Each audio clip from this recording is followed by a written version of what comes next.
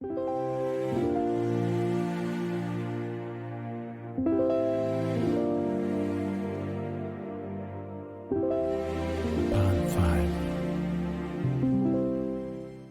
groupe de jeunes partit explorer une forêt au milieu de la jungle.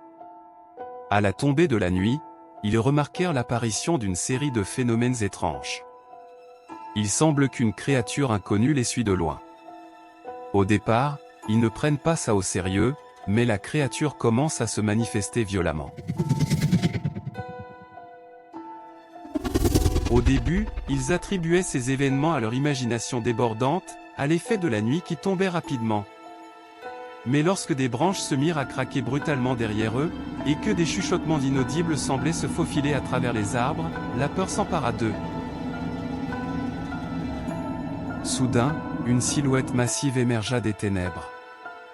Ses yeux luisants, d'un rouge sinistre, les fixaient avec une intensité terrifiante.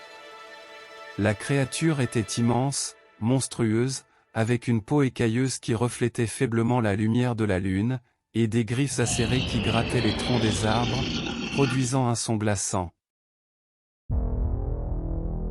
Pris de panique, les jeunes aventuriers tentèrent de s'enfuir, mais la créature les poursuivait implacablement. Elle se déplaçait avec une agilité surprenante, ses mouvements silencieux dissimulés par les ombres. Les jeunes se sentaient traqués, piégés dans ce dédale d'arbres. Alors que la terreur grandissait, ils se séparèrent instinctivement, espérant que la créature ne pourrait pas les suivre tous. Mais elle semblait posséder une intelligence macabre, anticipant leurs moindres mouvements, les encerclant peu à peu.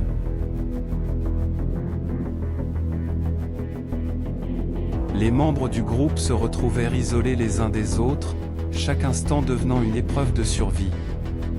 L'un d'eux, piégé dans un filet de lianes, se débattait désespérément pour se libérer, tandis que la créature s'approchait lentement, dévoilant ses crocs acérés. Un autre jeune homme, acculé contre un arbre, fit face à la créature avec témérité, brandissant une branche comme une arme. Mais ses efforts furent vains, car la créature l'attaqua avec une férocité inhumaine, le projetant violemment au sol.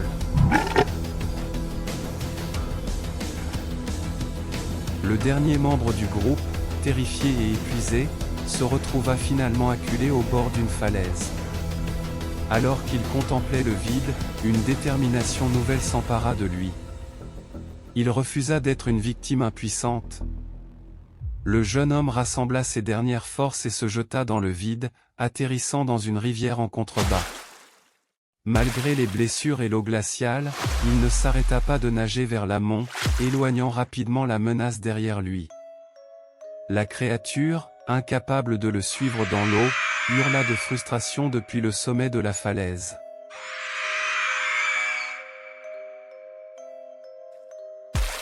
Il continua à nager aussi loin que possible, frissonnant de froid, mais déterminé à échapper à la créature qui avait décimé son groupe.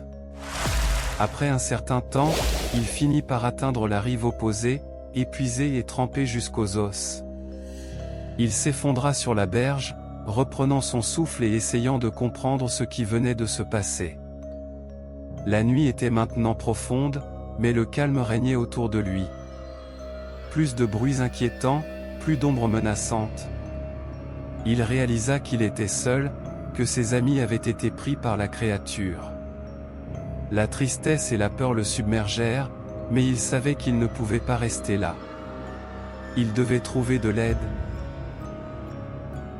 Les arbres semblaient plus sombres, les chemins plus tortueux, comme si la forêt elle-même était complice de la créature qui les avait chassés. Après des heures de marche, l'aube commença à se lever, éclairant faiblement la forêt.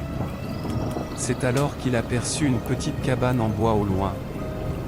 L'espoir renaissait en lui, et il se hâta vers la cabane. À l'intérieur, il trouva un vieil homme, assis près d'un feu de cheminée.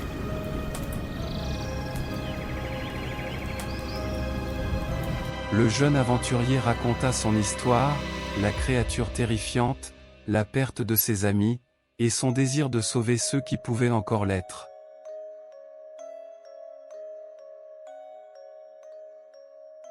L'homme écouta attentivement, puis hocha la tête. Il lui expliqua qu'il était un ermite vivant dans la forêt depuis des décennies, et qu'il avait entendu parler de la créature.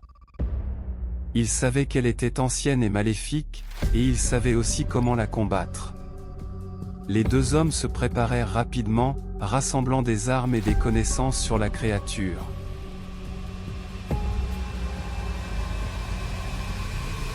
Ils savaient que la bataille à venir serait difficile, mais le jeune aventurier était déterminé à sauver ses amis et à mettre fin au règne de terreur de la créature. Ils retournèrent dans la forêt, traquant la créature jusqu'à son repère caché.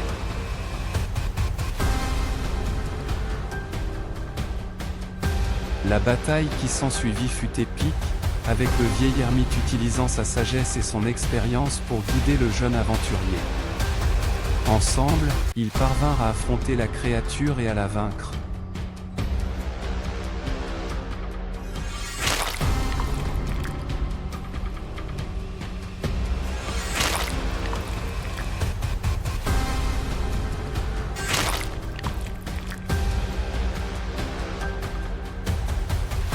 Le jeune aventurier était épuisé, mais il avait réussi à sauver ses amis et à libérer la forêt de l'emprise de la créature maléfique.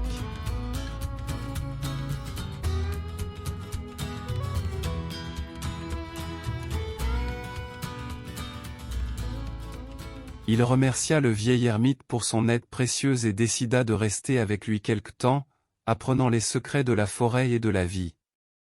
Et ainsi, l'histoire de l'obscurité de la forêt dense et de la créature terrifiante prit fin, laissant derrière elle un jeune aventurier transformé par son expérience et une forêt qui retrouva sa quiétude.